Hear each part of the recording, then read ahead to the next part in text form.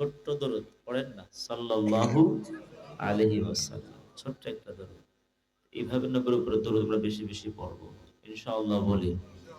প্রিয় বন্ধুগণ, আজকে মাহফিল থেকে দোয়া করি, বদর ওহুদ খন্দক থেকে শুরু করি দিনের জন্য যারা শাহাদাত বরণ করেছে, আল্লাহ সকল শহীদদের রুহুর উপরে সওয়াব পৌঁছে দেন, আমি বলি। আজকের মাহফিলের বরকতে কমলপুর আশেপাশে যত মুসলমান আপনজন কবরস্থান নরনারী, আল্লাহ আজকের মাহফিলের বরকতে সকলের কবর আযাব চিরতরে আপনি ক্ষমা করে দেন। প্রিয় বন্ধুগণ, আমি আপনাদের সম্মুখে ছোট্ট একটি সূরা তেলাওয়াত করছি। কোরআনের একবারে ছোট্ট সূরা, মনে আছে কিনা? সূরাতুল কাউসার। বলেন না, সূরাতুল কাউসার। সবার মুখস্থ আছে না সূরা কাউসার? তাহলে আমরা একটু জবানটা খুলে একসাথে আরেকবার সূরাতুল কাউসারটা পড়ি, কেমন? প্রতিটা হরফে হরফে আল্লাহ ১০টা নেকি দিয়ে দেন আমাদেরকে।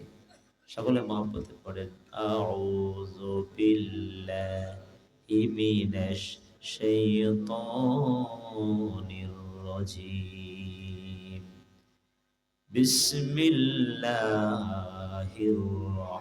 রাহমানির রাহিম। ইন্না আ'তাইনাকাল কাউসার ফাসাল্লি লিরাব্বিকা ওয়ানহার। ইন্না শানিআকা হুয়াল আবতার।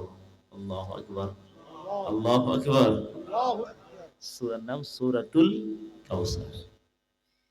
এই সূরাতুল কাউসার এর মধ্যে সর্বমোট আয়াত হলো মাত্র ৩টি, ছোট ছোট ৩টি আয়াত। সূরাতুল কাউসার কোরআনের ১০৮ নাম্বার সূরা, রুকু ১টি। সূরাটি মাক্কি সূরা, অর্থাৎ রাসূল করিম সাল্লাল্লাহু আলাইহি সাল্লামের হিজরতের পূর্বে নাজিল হয়েছিল। এইজন্য তাফসীরকারকদের ভাষায় সূরাটিকে মাক্কি সূরা বলা হয়। আপনাদের মনোযোগ আছে ভাই? আমরা প্রথমে সূরাটি শিখব সরল তরজমা, ট্রান্সলেশনটা শিখব। তারপর আমরা শিখব সূরাটির ব্যাকগ্রাউন্ড, শানে নজুল। তারপর আমরা এই সূরাটির উপর কিছু নেসেসারি এক্সপ্লেনেশন, কিছু ব্যাখ্যা, কিছু তাফসীর যতটুকু আল্লাহ তৌফিক দেন আমরা শিখার চেষ্টা করব। বলেন না ইনশাআল্লাহ। সকলে জবান খুলে বলেন না ইনশাআল্লাহ, বিতাওফিকিল্লাহ, বিইজনিল্লাহ। তৌফিক দেওয়ার মালিক কে? আল্লাহ তৌফিক দিলে সম্ভব। কি বলেন? প্রিয় বন্ধুগণ, আমরা প্রথমে সূরাটির সরল তরজমাটা শিখি। ইন্না আ'তাইনাকাল কাউসার। সকলে তো পারেন না? জবান দিছে কে? আমাকে শক্তি দিছে কে? আল্লাহর দেয়া শক্তি দিয়ে, আল্লাহর দেয়া জবান দিয়ে এটা কোরআনের পক্ষে একটু আওয়াজ দিবেন, একটু কথা বলবেন, একটু আমার সাথে শেয়ার করবেন। আপত্তি আছে ভাই?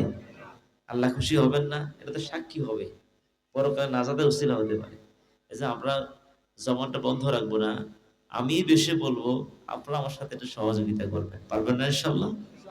ইন্না আ'তাইনাকাল কাউসার। Verily, we have granted you, O Muhammad sallallahu alaihi wasallam, al Kausar. आए मोहम्मद सल्लल्लाहु अलैहि वसल्लम, हमने तुमको কাউসার আতা ফরমায়ে। নবী হে, আমি আল্লাহ আপনাকে কাউসার দিয়েছি। সুবহানাল্লাহ। কি বলতেছেন? ফাসাল্লি লিরাব্বিকা ওয়ানহার। Therefore turn in fear to your Lord and sacrifice to him only. तो अपनी परवरदिगार के लिए নামাজ পড়া করো और কুরবানি দিয়া করো। সুতরাং আপনি আপনার রবের জন্য নামাজ পড়েন এবং কুরবানি করেন। সকলে জবাব দেন, নামাজ কার জন্য? এই যে আমরা জুমার নামাজে সবাই উপস্থিত হই, কার জন্য উপস্থিত হই? নাকি মানুষকে দেখানোর উদ্দেশ্যে? প্রিয় ভাইয়েরা, জুমার দিন অনেকে আছে মানুষকে দেখানোর উদ্দেশ্যে মূলত আসে। যদি সে আল্লাহর জন্য জুমার নামাজে আসতো, পরের দিন জোহরে আসে না কেন? আসরে, মাগরিবে, ইশাতে, ফজরে তো ইন্না লিল্লাহ। ঠিক কি না? আপনি যদি জুমার নামাজ আল্লাহর জন্যই পড়েন, তাহলে তো ৫ ওয়াক্ত পড়ার কথা। জুমা যেমন ফরজ, 5 ওয়াক্ত নামাজও কি পার্থক্য আছে নাকি? একই ফরজ। দেখেন না আপনি জুমার দিন যদি কেউ জুমার নামাজ কোনো কারণে না পায়, হয়তো জ্যামে ছিল, কোনো সমস্যা হয়ে গেছে বা অসুস্থতার কারণে যেতে পারে নাই, তখন তিনি কিসের নামাজ পড়বে? জোহরের। বলেন না কিসের? তাহলে তো মাফ নাই তো। জুমা পারে নাই, জোহর পড়তে হবে। তার মানে জোহর একই ফরজ। ঠিক কি না? আপনি যে জুমার নামাজে মাশাআল্লাহ এই কমলপুর মাদ্রাসা মসজিদ মাশাআল্লাহ ভরপুর। আমার মাওলানা মোস্তফা বিরাহিমপুর মসজিদে নামাজ পড়ে মাশাআল্লাহ জুমার দিন মসজিদ ভরপুর। ফজরে নাই কেন? জোহরে আসরে নাই কেন? বুঝা গেল যারা শুধু জুমার নামাজ পড়ে এদের নামাজ আল্লাহর জন্য না। আল্লাহর জন্য হলো তো 5 ওয়াক্তই পড়তো। কেন পরে সামাজিকতা বিচার আচার করে, সমাজে চলে।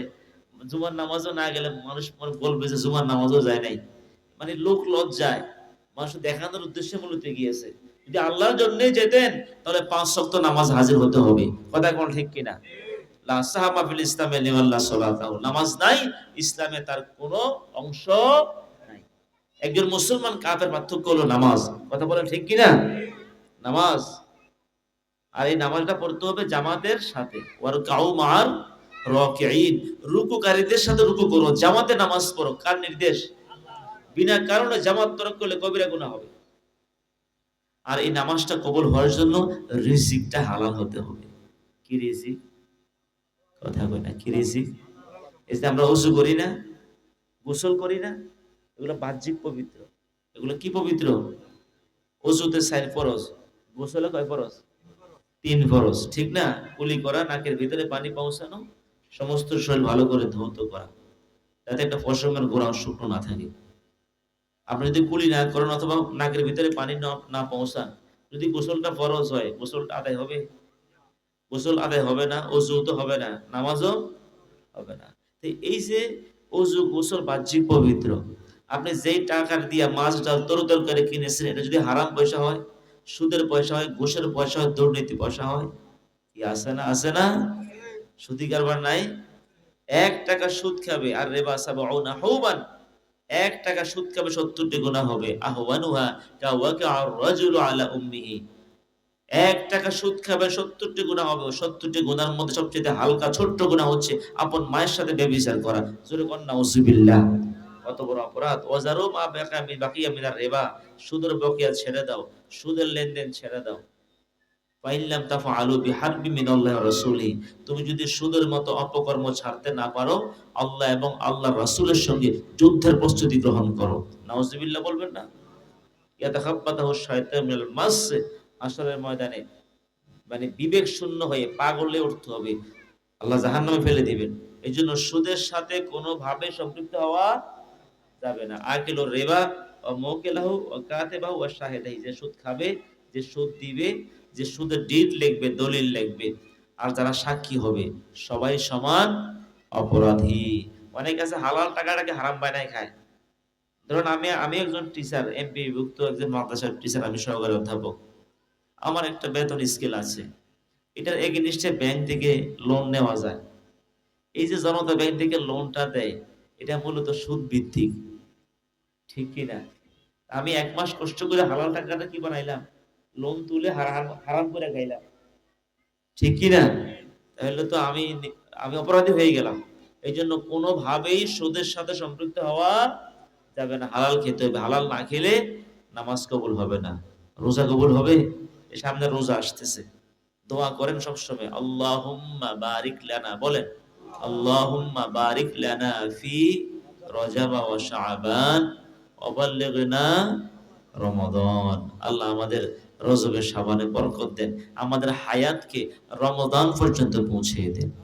জোরে বলুন আমিন। প্রিয় বন্ধুগণ, এই রমজান আসতেছে, হালাল এখন থেকে খাওয়া মানে প্র্যাকটিস করে যাতে হারাম না ঢোকে। তাহলে তো রোজা কবুল হবে না, কোনো আমল কবুল হবে না, এমনকি কোনো দোয়াই কবুল হবে না। একজন সাহাবী কাবা ঘরে গিয়ে দোয়া করতেছেন। কোথায় গিয়ে দোয়া করতেছেন? কাবা ঘরে গিয়া। এই যে তখন আল্লাহ তাআলা ওহী পাঠাইছেন, মাতআমু হারামুন, মালবাসু হারামুন, মাশরাবু হারামুন, ফান্না ইস্তাজাবু লিযালিক। বান্দা তুই যা খাইছস হারাম খাইছস।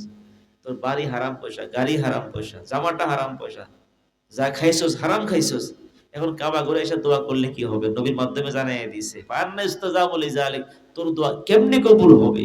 নাউজুবিল্লাহ বলেন না। সুতরাং হারাম খেলে কোনো দোয়া কবুল, কোনো নামাজও কবুল হবে না। এজন্য নামাজটা পড়তে হবে কার জন্য? ফাসাল্লি লিরাব্বিকা ওয়ানহার, আল্লাহর জন্য নামাজ পড়েন। ওয়ানহার, এবং কোরবানি হবে কার জন্য? আচ্ছা, যদি আল্লাহর জন্য কোরবানি হয়, এই যে ইসলামের জন্য সময় কোরবানি করলাম, অর্থ কোরবানি করলাম, পাশাপাশি ঈদুল আজহার সময় আমরা পশু কোরবানি করি, ঠিক না? এই যে পশুটা কোরবানি করি, এটাও কার জন্য করব আমরা? আল্লাহর জন্য করব। কথা বলেন ঠিক কি না? তাহলে পশু যদি কোরবানি আল্লাহর জন্যই করি, দেখা যায় গরুর বাজারে গরু কিনতে গিয়া, ঈদের পশু কিনতে গিয়া দেখা যায় আসরের খবর নাই, মাগরিবের খবর নাই। এরপর টায়ার্ড হয়ে যায়, ঘরে বাড়িতে আসে গরু নিয়ে